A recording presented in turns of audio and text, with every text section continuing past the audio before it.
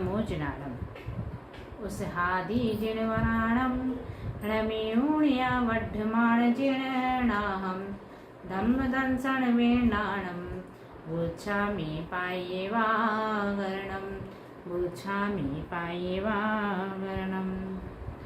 हम सभी लोग पिछले कुछ दिनों से प्राकृत व्याकरण सिद्धहम शब्दानुशासन का अध्ययन कर रहे हैं, जिसके प्रथम पाद और द्वितीय पादों में हमने स्वर और व्यंजनों का क्रमशः अध्ययन किया।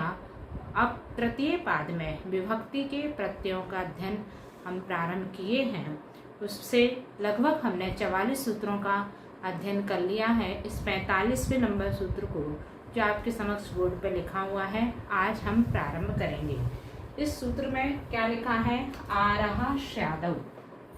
आरहा श्यादव यानी कल जो सूत्र चल रहा था उसमें भी ऋकारांत शब्दों में री का परिवर्तन बताया था। यहाँ भी ऋकारांत शब्द हो, जैसे भर्तृ ऋकारांत शब्द है, इसमें री के स्थान पर आर आदेश हो जाता है। ऐसा इस सूत्र का तात्पर्य जानना। इसका उदाहरण से हम इसका प्रयोग करना सीखेंगे। मूल शब्द लिखा भर्तृ। अब इसमें हम एक एक विभक्ति रूप लगा करके उसके रूप बनाएंगे, क्योंकि जहाँ भी ये री का आर होगा वो कब होगा? जब उसके साथ में विभक्ति प्रत्यय जुड़े होंगे तब। तो विभक्ति प्रत्यय सीधे सीधे बनाएंगे। पहले सी, प्रथमा एक वचन, अर्थात प्रथमा एक वचन क्या होता है? अकारांत शब्द में ओ होता है। पुल्लिंग का अकारांत शब्द में सी प्रत्यय ओ होता है। और चूंकि ये री के स्थान पर आर लगा देंगे, आर मतलब रा में अब स्वर क्या हुआ? आ, यानी अकारांत शब्द बन जाएगा। तो अकारांत के अनुसार इसके रूप चलेंगे। अर्थात यहाँ भर्तृ में री के स्थान पर अपन ने आर आदेश किया, तो ये बना भरतार। और उसके पश्चात 45 नंबर के सूत्र से री का आर किया है और 2/79 नंबर के सूत्र से रेफ का लोप किया और 2/89 नंबर के सूत्र से ता का द्वित्य कर दिया। तो क्या बन गया? ये भत्तार। भत्तार। ये तीन सूत्र के माध्यम से इस भर्तृ शब्द का भरतार बना है, भत्तार बना है। भत्तार नहीं, भत्तार। मूल शब्द प्राकृत क्या बना? भत्ता। अर्थात इसमें हमें ओ यानी सी प्रत्यय जोड़ना है, सी विभक्ति जोड़ना है, यानी ओ प्रत्यय जोड़ना है। तो यहाँ बना भत्तारो। अब एक बार अपन ने मूल शब्द भर्तृ का भत्तार बना लिया है। अब हर बार अलग अलग हम नहीं बताएंगे, आपको बनाना है और सीधे उसमें प्रत्यय जोड़ करके हम यहाँ लिख रहे हैं। लेकिन आपको हर शब्द में इसी भांति तीनों सूत्रों का प्रयोग करके भर्तृ से भत्तार बनाना है और उसके पश्चात विभक्ति प्रत्यय जोड़ने हैं। ठीक है, तो ये सी प्रत्यय जोड़ने पर भत्तारो रूप इसका बना।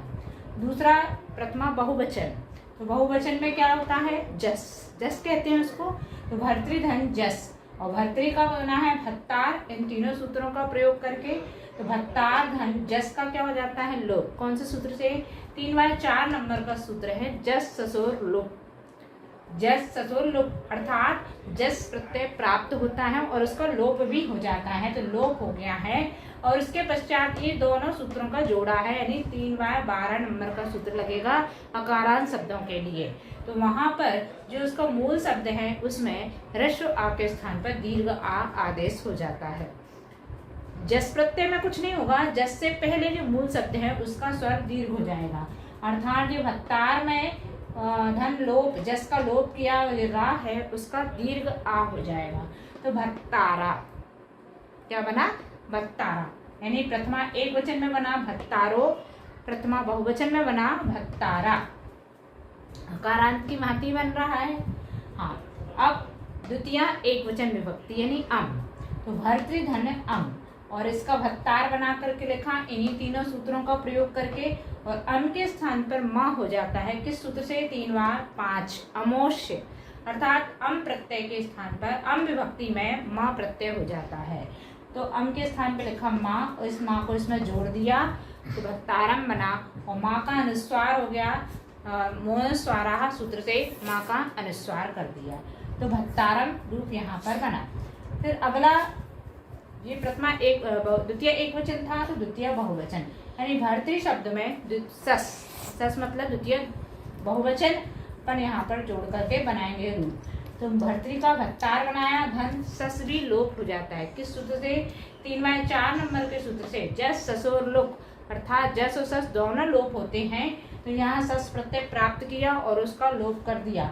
लेकिन साथ में इसके 3/14 नंबर का सूत्र लगेगा, क्योंकि ये अकारांत शब्द है। अकारांत शब्द में सस प्रत्यय लगाने पर 3/14 का प्रयोग किया जाता है, जिससे ये सूत्र है टाण सस्येत, मतलब जो मूल शब्द है उसका अ स्वर का ए हो जाता है। अर्थात यहाँ सस को लोप किया और जो भर्तार में रा में आ है उसका ए कर देने भत्तारे, ये रूप इसका प्राप्त हुआ। अर्थात इस तरह से द्वितीय एकवचन रूप बना भत्तारन, द्वितीय बहुवचन रूप बना भत्तारे। अब तृतीय एकवचन भर्तृधन टा, भर्तृधन टा, टा मतलब तृतीय एकवचन। भर्तृ का बनाया भत्तार और टा में सूत्र लगेगा टा आमोरणा, 3/6 नंबर का सूत्र है टा आमोरणा, यानी टा प्रत्यय में णा हो जाता है। तो यहाँ णा लिखा, लेकिन साथ में इसका दूसरा 2 सूत्र एक साथ लगेंगे, यानी 3/6 के साथ में 3/14 नंबर का सूत्र टाण सस्येत, जिसका प्रयोग अभी अपन ने ऊपर भी किया था। इस सूत्र से टा प्रत्यय में भी जो मूल शब्द है उसका स्वर आपके स्थान पे ए हो जाएगा, यानी यहाँ भत्तार लिखा और णा से पहले ए हो जाएगा। ठीक है, या इस स्वर में ए कर दीजिए, इस व्यंजन के साथ में ए लगा दीजिए, अथवा ये ए स्वर यहाँ लिख दिया तो भत्तारेण, टा प्रत्यय बना भत्तारेण। उसके पश्चात तृतीय बहुवचन जिसको हम भिस कहते हैं, तो यहाँ भर्तृधन भिस लिखा, भर्तृ के स्थान पर भत्तार आदेश किया और भिस के लिए सूत्र लगाया 3/7 नंबर का विस ही, अर्थात विस प्रत्यय जिससे ही होता है और ही प्रत्यय यहाँ जोड़ा। साथ में इसके दूसरा सूत्र है 3/15 नंबर का, जो इसके साथ में ही लगेगा, यानी इस सूत्र से भी विस प्रत्यय लगा होने पर उसका मूल शब्द का जो स्वर है वो ए हो जाता है। तो भत्तार धन ए हिम लिख दिया और इसको जोड़ा तो भत्तारे हिम, यानी प्रथमा एक वचन में बना भत्तारो, प्रथमा बहुवचन में बना भत्तारा, द्वितीय एक वचन में बना भत्तारम, द्वितीय बहुवचन में बना भत्तारे, तृतीय एक वचन में बना भत्तारेण और तृतीय बहुवचन में बना भत्तारेहिम। इस प्रकार से ये 3 विभक्तियां अपन ने प्रथमा बहुवचन और एकवचन दोनों रूपों में यहाँ बनानी है। उसके पश्चात की जो विभक्तियां हैं वो आप स्वयं बना करके देखिएगा। तो यहाँ भत्तार, ये वाला 45 नंबर का जो सूत्र है, इससे सिर्फ इतना ही जानना है कि री के स्थान पर आर हो जाता है। इससे पूर्व वाला जो 44 नंबर का सूत्र था उसमें री के स्थान पर क्या आदेश किया था, वहां पर उ आदेश के, इसलिए भत्तु बना करके अपन रूप चलाए थे भर्तृ शब्द के। यहाँ भत्तार बना करके रूप चलाए और ये सारे रूप अपन ने कल बना लिए थे, क्योंकि उसमें दोनों तरह से बनाए थे अपन ने, ऊ करके भी, री का ऊ करके भी और री का आर करके भी, दोनों तरह से रूप बनाए थे। तो ये भत्तारो, भत्तारा, भत्तारे, ये सब कल भी बना लिए थे और आज इस सूत्र की विशेषता बताने के लिए पुनः इनको लिखा है। अब सूत्र अगला, सूत्र नंबर 46।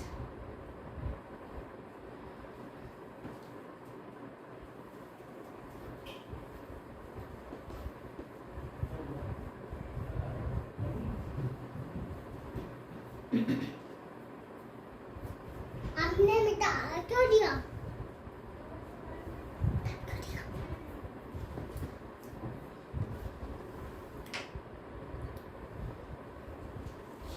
सूत्र नंबर 46 आ आराम मातु।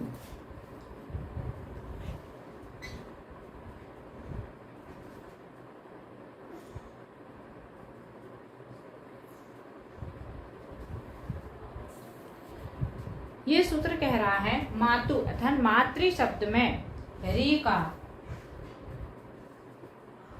आ और अरा 2 आदेश होते हैं री शब्द का, सिर्फ मातृ शब्द के लिए। जैसे पहले भर्तृ शब्द में अपन री का आर कर रहे थे, इस तरीके से यहाँ पर मातृ शब्द के लिए अलग से सूत्र बनाया है कि मातृ शब्द में री के स्थान पे आ और अरा 2 आदेश हो जाते हैं। कि मातृ शब्द का अर्थ होता है जननी यानी माता, तो जब माता अर्थ में हो तभी री के स्थान पे आ और अरा।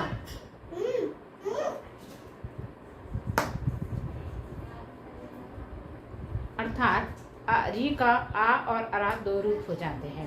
तो यहाँ पर कहीं कहीं पर री का ऊ भी होता है, जो अपन 44 नंबर के सूत्र से सीखे थे उसके अनुसार री का ऊ भी होता है, और कहीं कहीं विकल्प से री का ई भी होता है। अर्थात इसको अपन बनाते हैं मातृका सी विभक्ति। मातृका सी विभक्ति बनती है संस्कृत में माता, और प्राकृत में बनेगी मा आ या मा अरा। ये कैसी बनी? तो इसको लिखेंगे मातृ, इसका मूल शब्द क्या है? मातृ धन सी, क्योंकि स्त्रीलिंग शब्द है ये, और री के स्थान पर अपन को करना है दीर्घ आ, पहले वाला आदेश अपन करेंगे। तो यहाँ क्या हो जाएगा? माता और धन सी, अर्थात सी प्रत्यय का यहाँ लोप हो जाएगा। किस चीज से? सबसे पहले जो ई है, इसमें सामय ई है, वो इत संज्ञा होने से, ई की इत संज्ञा होने से। इत संज्ञा क्या कहलाती है?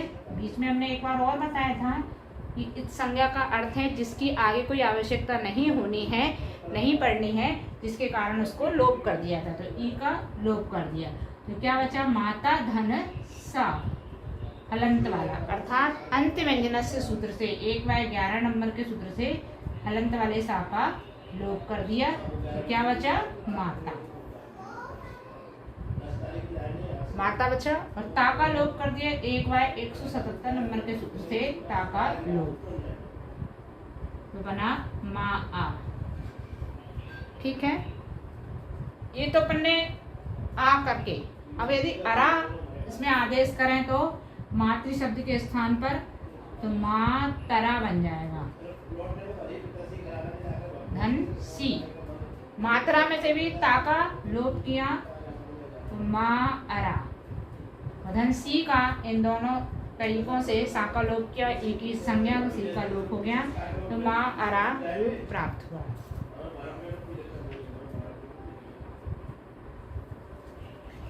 इस प्रकार ये मातृ शब्द का अपन ने सी विभक्ति यानी प्रथमा एक वचन रूप बनाया। इसके और भी सारी विभक्तियां अपन बना करके देख सकते हैं। बहुवचन बनाए, मातृ धन जस।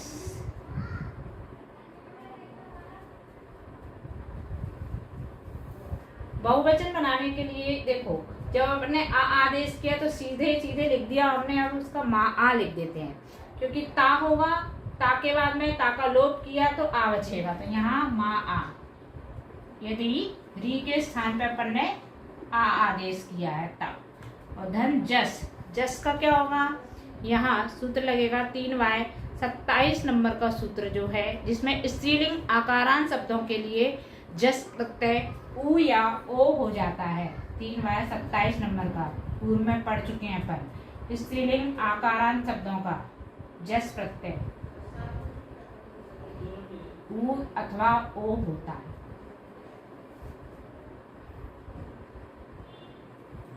जोड़ देंगे मा आ उ अथवा मा आ ओ, ये बहुवचन में रूप बनेगा। अब यदि हम इसका अरा आदेश करके री के स्थान पर अरा आदेश करके बनाए तो क्या बनेगा?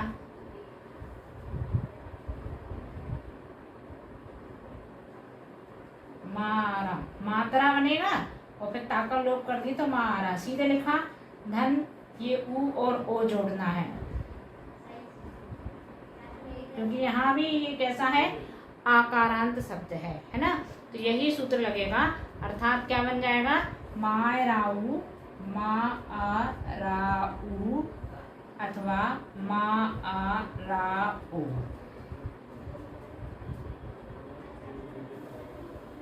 तो प्रथमा एक वचन में दो रूप बने, मा आ और मा अरा। बहुवचन में दो रूप, चार रूप बने, मा आ ऊ, मा आ ओ, मा अराऊ, मा अराऊ, मा अराओ। ठीक है, इस तरह से ये चार रूप प्रथमा बहुवचन में प्राप्त हुए। अब इसके बाद द्वितीय विभक्ति बनाएंगे अपन।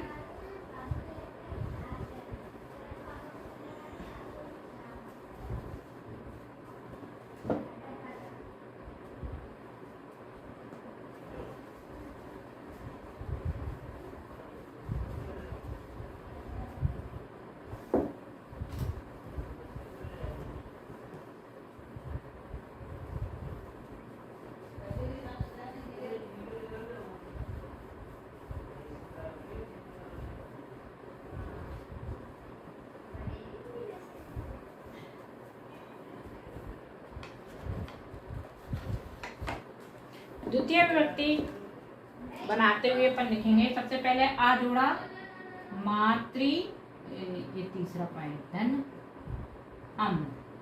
द्वितीय विभक्ति एक वचन यानी अम इसका प्रत्यय होता है। तो सबसे पहले री के स्थान पे क्या जोड़ा, आ, माँ आ, ठीक है, क्योंकि ता का लोप कर दिया। धन अम में क्या हो जाएगा, 5 नंबर के सूत्र से अम के स्थान पर माँ प्रत्यय होता है।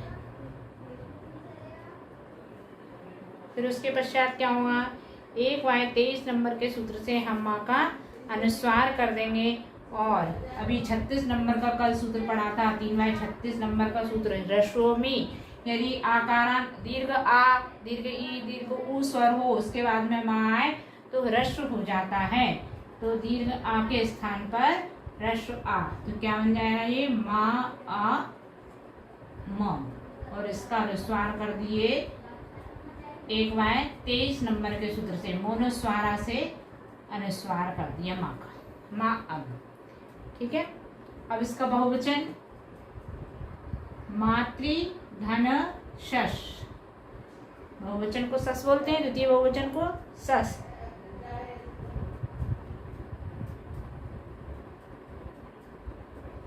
हमने इसका संस्कृत शब्द नहीं लिखा है कि संस्कृत में द्वितीय विभक्ति एक वचन में क्या शब्द बनता है, मातरम बनता है, जिसकी प्राकृत बनेगी माँ अम, या अभी अर भी जोड़ना है, माँ अर में माँ जोड़ा, चूंकि यहाँ पर अर नहीं अरा, यहाँ पर भी यही दोनों सूत्रों का प्रयोग करके, तीनों सूत्रों का प्रयोग करके क्या बन जाएगा, माँ अरम, ठीक है। हाँ, अब बहुवचन मातृ धन शश, माँ आ, सीधा सीधा लिख दिया, माँ आ धन शश में क्या करेंगे,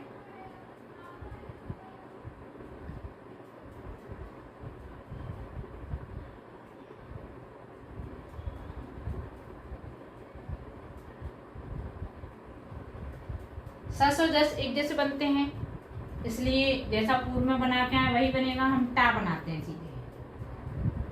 तृतीया एक वचन, तो टा में क्या हो जाता है, यहाँ पर माँ आ लिखा और उसके पश्चात में ए, किस सूत्र से, जो टा 3/29 नंबर का सूत्र था, टा गस गे रदादि देद्वा तू गसे, अर्थात इस सूत्र से आकारांत शब्दों में यहाँ टा के स्थान पर ए आदेश हो जाता है।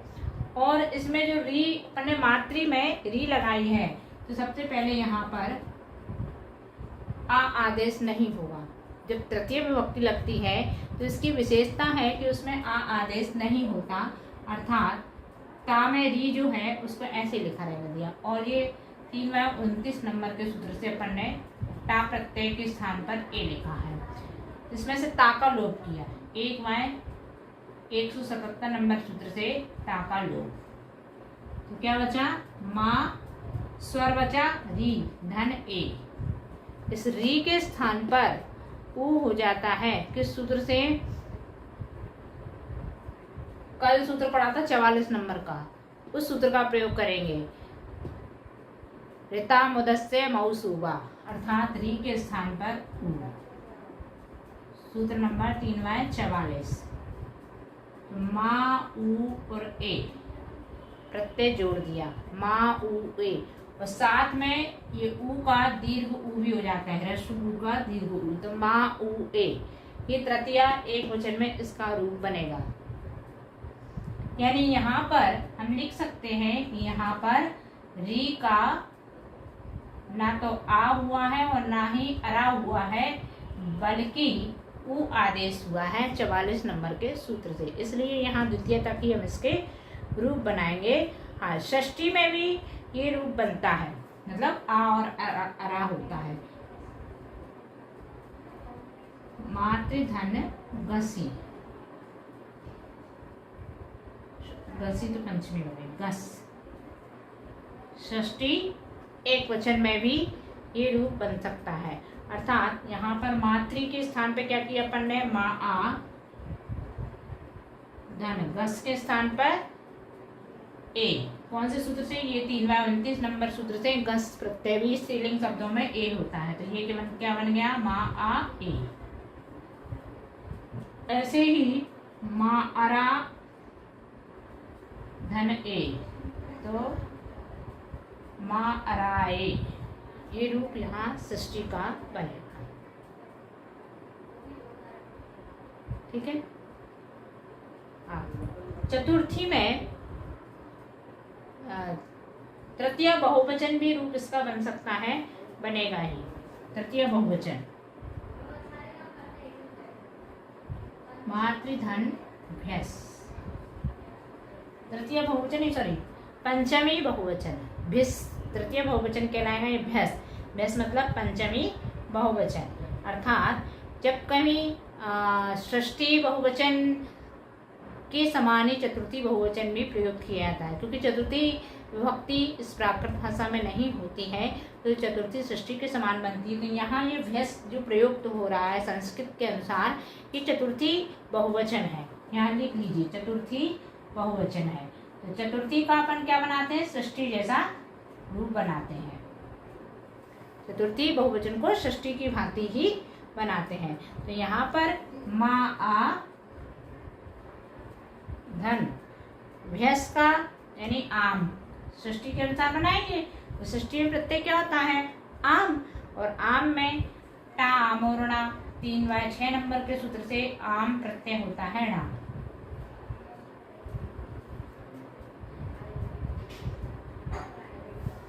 यहाँ क्या हो जाएगा?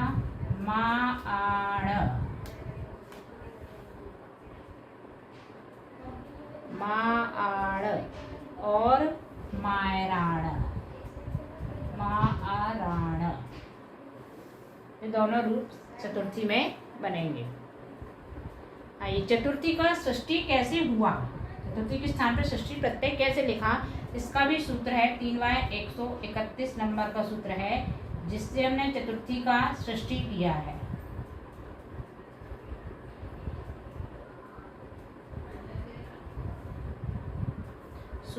सूत्र है चतुर्थ्या षष्ठी, यानी चतुर्थी विभक्ति षष्ठी के समान प्रयुक्त होती है।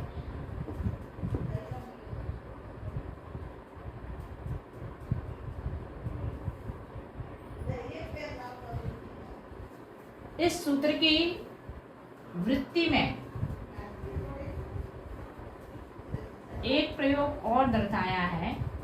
इस सूत्र की वृत्ति में लिखा है कि चतुर्थी में री का ई भी होता है। जैसे भी री का अपन ने आ और अरा दो रूप बनाए हैं, यहाँ पर ये आड़ और अराड़ है ना, दोनों रूप बनाए हैं। तो यहाँ इस सूत्र की वृत्ति के अनुसार जो आम प्रत्यय जुड़ता है, मतलब चतुर्थी भैंस प्रत्यय जुड़ता है, चतुर्थी के स्थान पर षष्ठी किया, तो षष्ठी में यहाँ पर री का स्थान पर ई भी हो जाता है। यानी जैसे ये मातृ शब्द लिखा है, तो त्रा के स्थान पर ई और धन ये न, आम का णा, तो माइन भी बनता है और स्वर दीर्घ हो जाता है। तो माइन रूप भी चतुर्थी में प्रयुक्त होता है। अर्थात यहाँ पर री का किया है ई। किस सूत्र से? ये 46 नंबर सूत्र की वृत्ति से। इस प्रकार ये विशेष प्रयोग है इस सूत्र का। ठीक है, अगला सूत्र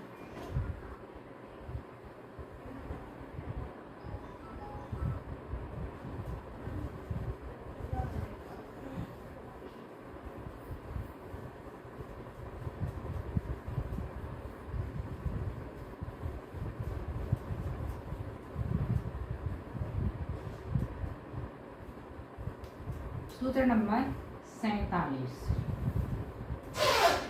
नाम्न्यरः,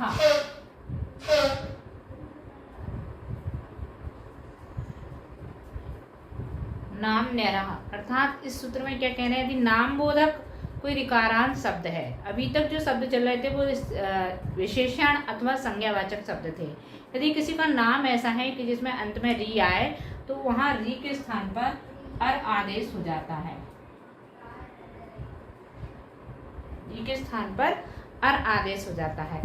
यानी कि जो मातृ पितृ ये शब्द हैं, इनमें भी हो सकता है, लेकिन यदि नाम बोधक कोई शब्द है तो इसमें भी अर आदेश हो जाता है। जैसे पितृ शब्द बनाया अपन,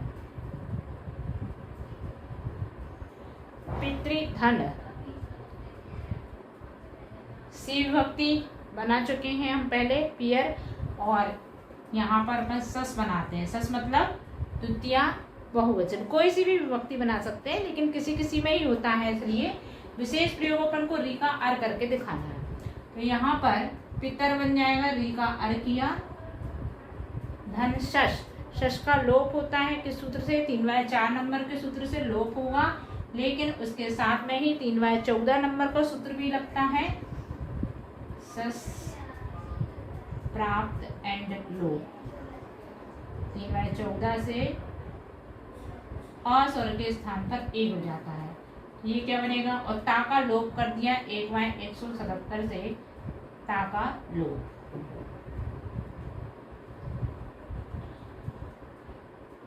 पियर बना, पियर में ए जुड़ गया तो क्या बन गया, पियरे,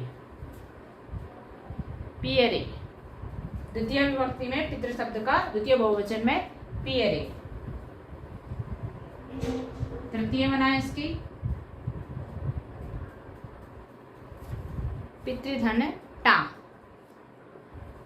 इसका पियर रूप ऊपर अपन ने बनाया, वैसे के वैसे बनाएंगे, दोनों सूत्रों का प्रयोग करके, ता और ये 47 नंबर का सूत्र है। टा के स्थान पे क्या हो जाएगा, णा, कौन से सूत्र से, 3/6 टा मोरना। तो इसके साथ साथ में 3/14 का भी लगेगा सूत्र, जिससे मूल स्वर जो है, मूल शब्द का जो स्वर है वो आपके स्थान पे ए हो जाएगा, यानी एण जुड़ जाएगा, तो पियरेण। तृतीय एक वचन में पियरेण रूप तैयार होगा। तृतीय बहुवचन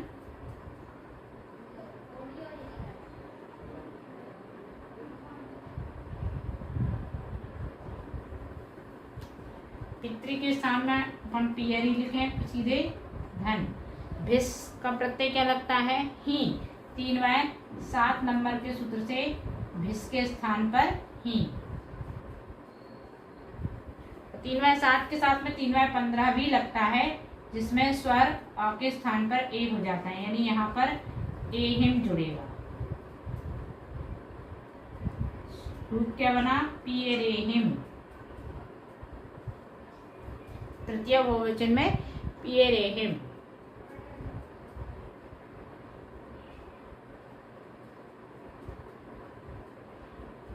इसी तरह से और भी जो शब्द हैं पितृ के स्थान पर, अभी मातृ शब्द का तो बना चुके पूर्व में, भातृ का बना है, जामात्री शब्द का भी बना सकते हैं, जामात्री इस शब्द का भी इसी तरह से सारी विभक्तियां बना सकते हैं। आप लोग कोशिश कीजिएगा, प्रयास करिएगा बनाने का, ठीक है। इस प्रकार ये सूत्र का कार्य और ये धारण इसके पूर्ण हुए थे। अगला सूत्र,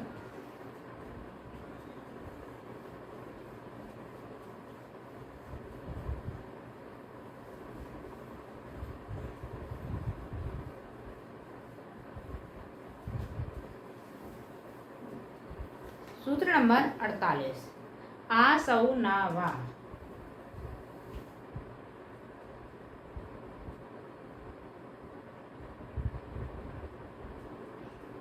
असौ नावा, अर्थात यहाँ सूत्र में क्या कह रहे हैं, दीर्घ है।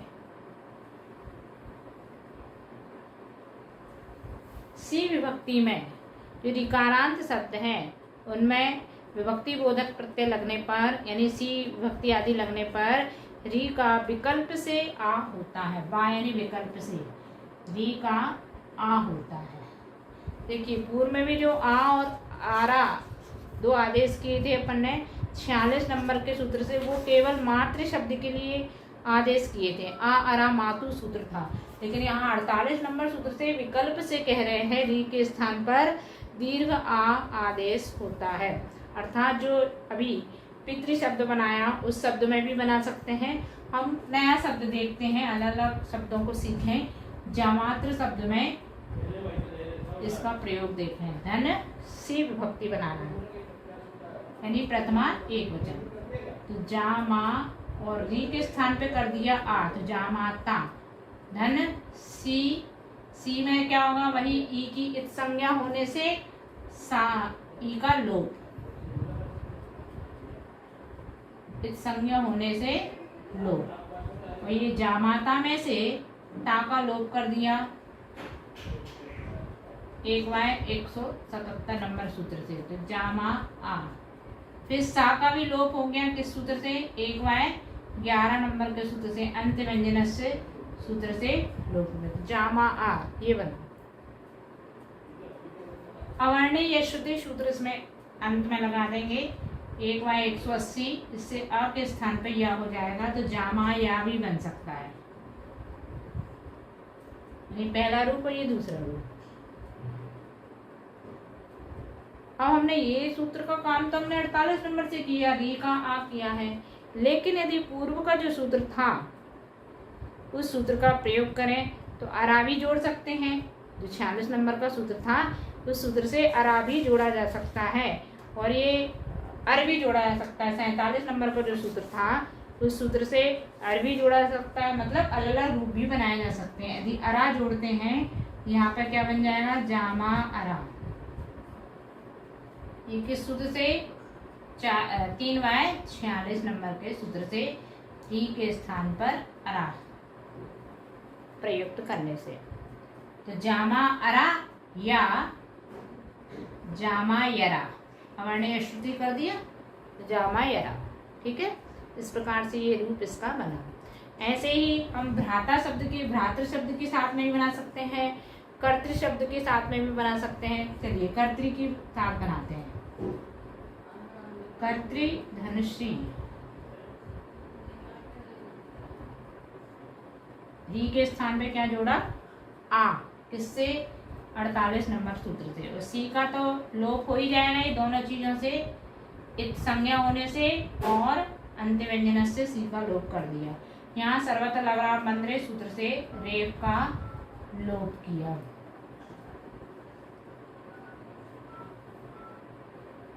और जो शेष बचता है इसको द्वित्य कर दिया, ताका द्वित्य, अनादव शेषा देशो द्वित्य। कर्तृ धनसी अर्थात कर्तृ में प्रथमा एक वचन रूप लगाया है तो उसका बनेगा कर्ता।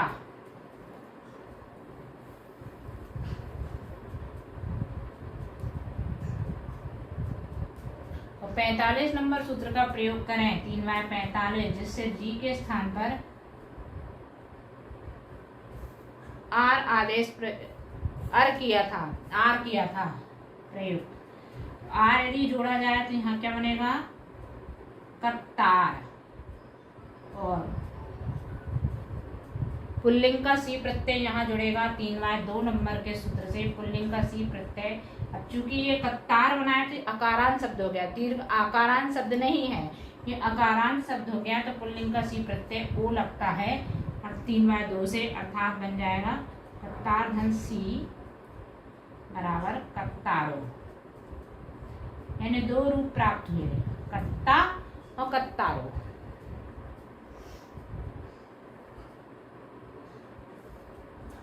इस प्रकार ये ऋकारांत शब्द पूर्ण हुए और उनके सूत्र भी पूर्ण हुए।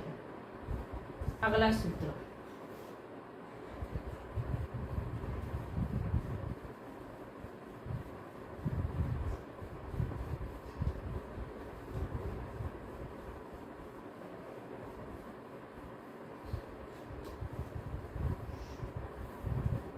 सूत्र नंबर 49।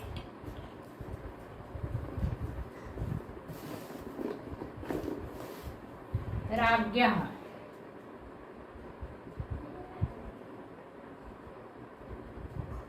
तो छोटा सा सूत्र है राज्ञः, मतलब राज्ञा का मूल शब्द जो है संस्कृत में राजन। क्या है शब्द, राजन। ये कैसा शब्द है, ये स्वरांत नहीं है, ये व्यंजनांत शब्द है, नकारांत मतलब ना व्यंजनांत शब्द है ये, है ना अंत में हलंत वाला है। राजन शब्द है जिसका ये राज्ञा रूप संस्कृत में बना है। तो ये राजन शब्द जैसे और भी जो शब्द हो, मतलब जिसमें ना अंत में आए, जैसे आत्मन, और भी शब्द हो सकते हैं। इन सभी शब्दों के लिए सूत्र कह दिया है कि राजन शब्द में यदि प्रथमा विभक्ति यानी एक वचन आदि जोड़ी जाए, एक वचन जोड़ी जाए तो अंत में अ के स्थान पर दीर्घ आ हो जाता है। जहाँ ह्रस्व आ है उसके स्थान पर दीर्घ आ हो जाता है। जैसे ये राजन शब्द को ही लें अपन,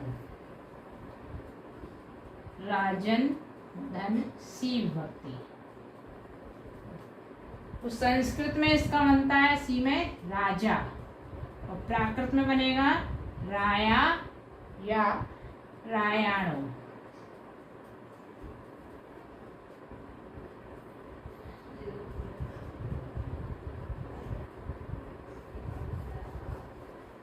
राजन में यदि सी विभक्ति जोड़ें तो संस्कृत में बनता है राजा और प्राकृत में उसका बनेगा राया या रायाणो। अब ये कैसे बनता है राजा संस्कृत का, उसके अपन प्राकृत का रूप यहाँ देख रहे हैं। तो राजन में सी जोड़ा और इसका हलंत वाला जो ना है इसको लोप किया, 1/11 नंबर का सूत्र अंत्य व्यंजन से ना का लोप किया, तो यहाँ क्या बचा राज। धन सी में वही ई की इस संज्ञा, इस संज्ञा, तो ये अंत में सा बचा, तो सा का भी इसी 1/11 से लोप कर देंगे। और इस 49 नंबर वाले सूत्र ने क्या काम बताया है कि ह्रस्व आ के स्थान पर दीर्घ आ, अर्थात जो जा में ह्रस्व आ है वो दीर्घ आ हो जाएगा और इसका लोप हो गया 11 नंबर के 1/11 नंबर से सा का लोप, तो क्या बन गया राजा, राजा। लेकिन यहाँ प्राकृत में जा का लोप हो जाता है, 1/177 नंबर सूत्र से जा का लोप किया और जो आ आएगा उसका अवर्ण यश्रुति करके आ के स्थान पर या कर देंगे, रा आ और अवर्ण यश्रुति करके राया। पहला रूप बना ये वाला। दूसरा रूप बनाने के लिए इसके कुछ और प्रयोग हैं, यहां से देखिए राजन धन सी। अब इस शब्द में जा का लोप किया गया 1/177 नंबर सूत्र से, क्या बना रा अन धन सी, सी प्रत्यय जोड़ा यहाँ पर 3/2 नंबर के सूत्र से पुल्लिंग का सी। यदि मान लीजिए हम इसको रायन पूरा मान लें, अकारांत शब्द मान लें, तो अकारांत शब्द मानते हुए यहाँ पर पुल्लिंग का सी प्रत्यय जोड़ा ओ,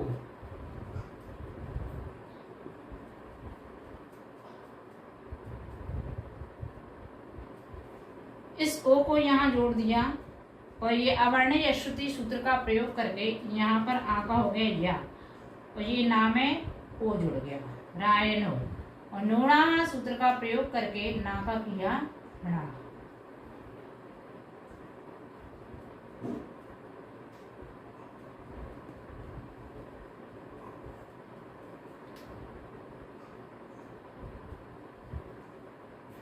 एक मिनट, अभी यहीं देखिए,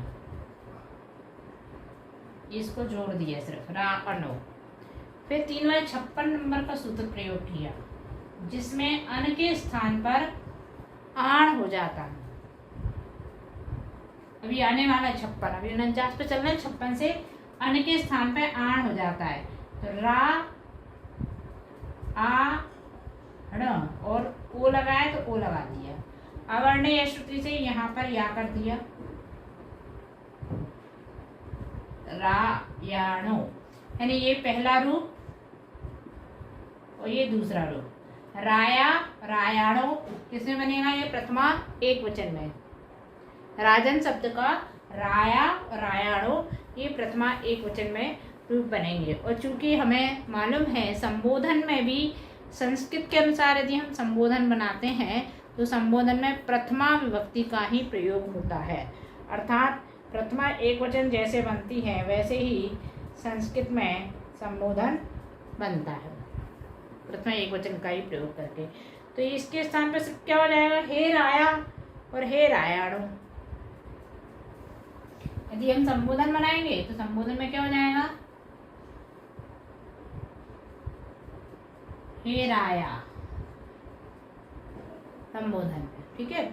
और इसका ह्रस्व भी बनता है कभी कभी संबोधन में, हे राय भी बनेगा। दीर्घ आ का ह्रस्व आ भी बनता है संबोधन में, क्योंकि अभी अपन 264 नंबर का सूत्र पढ़ेंगे चौथे अध्याय का मोवा, जिससे संबोधन में दीर्घ के स्थान पर ह्रस्व आ हो जाता है, अर्थात ये रूप भी बनेगा। और संबोधन में एक रूप और बनता है जो सौर सैनिक की पहचान है। सौर सैनिक की पहचान क्या है? ये ह्रस्व काय से हुआ, जो अपन ने कल पढ़ा था 38 नंबर का सूत्र, दो दीर्घो वा, यानी दीर्घ भी हो सकता है और ह्रस्व भी हो सकता है, अर्थात यहाँ इसको ह्रस्व किया है यहाँ पर। और इसके बाद में एक संबोधन का रूप और प्राप्त होता है, हे रायम, यानी अनुस्वार के साथ में भी बनता है। ये सौर सैनिक की पहचान है। सौर सैनिक में यदि संबोधन बनेगा तो अनुस्वार सहित बनेगा, ठीक है।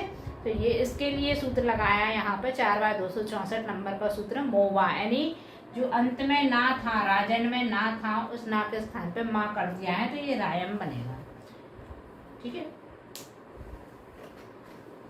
ये तो राजा शब्द बनाया है हमने। इसी प्रकार से हमने आत्मन शब्द भी लिखा था अभी, कि वो भी नकारांत है, उस शब्द के रूप भी अपन बना करके देख लेते हैं, क्योंकि ये सूत्र बहुत इम्पोर्टेंट है।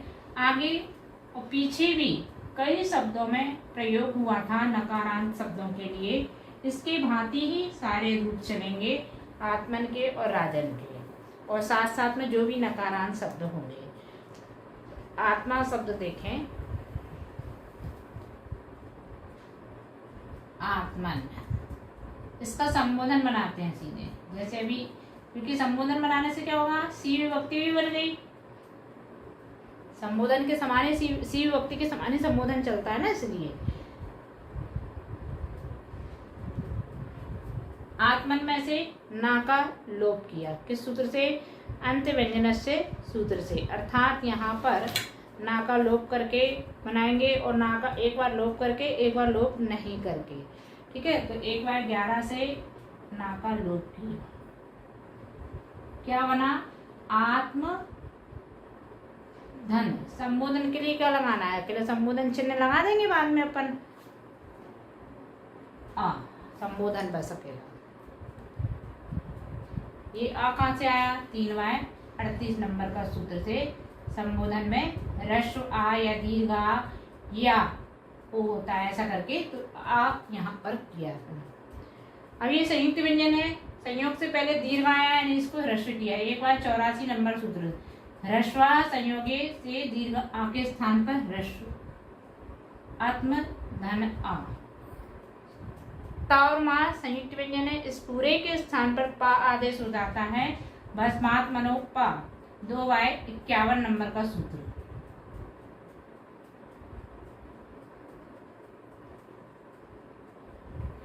और जो आदेश होता है उसका द्वित्व भी हो जाता है, अनादौ शेषादेशो द्वित्वम्,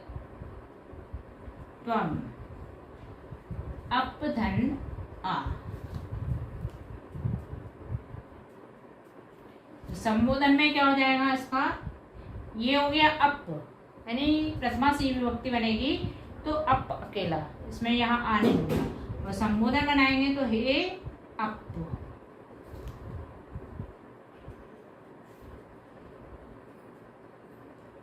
और अनुस्वार 7 भी इसके बन सकता है, हे अपम, अनुस्वार वाला। ये किस सूत्र से बना है, तो 4/264 इस सूत्र से ना के स्थान पर माँ आदेश किया। कैसे किया, यहीं पर देखो,